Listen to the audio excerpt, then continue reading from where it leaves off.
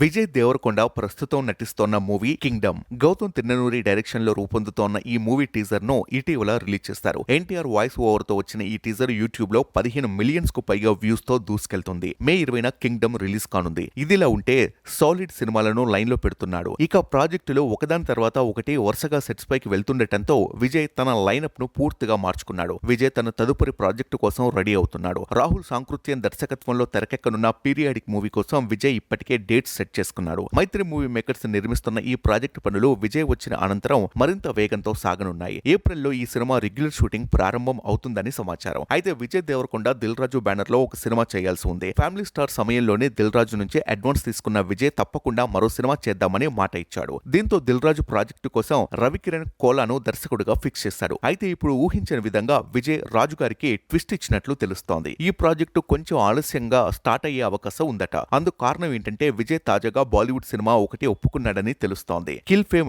నిఖిల్ నగేష్ భట్ చెప్పిన కథ విజయ్ ను బాగా ఆకట్టుకుందట. ఆ ప్రాజెక్టు కోసం విజయ్ ఓకే చెప్పాడట. ఈ బాలీవుడ్ సినిమా కరణ్ జోహర్ ధర్మ ప్రొడక్షన్ బ్యానర్ లో తెరకెక్కనుంది. ఇది పూర్తి యాక్షన్ ఎంటర్టైనర్ గా ముంబైలో ప్రధానంగా షూట్ చేయనున్నట్లు టాక్. ఈ సినిమా పూర్తి చేసిన తర్వాతే విజయ్ రవికిరణ్ కోలా ప్రాజెక్టును ప్రారంభిస్తాడని ఫిలిం వర్గాలు చెబుతున్నాయి. ఇలా విజయ్ తన లైనప్ లో కాంప్రమైజ్ కాకుండా గట్టిగా మార్పులు చేసుకున్నాడు. మరి ఈ సినిమాలతో ఏ రేంజ్ సక్సెస్ సాధిస్తాడో చూడాలి.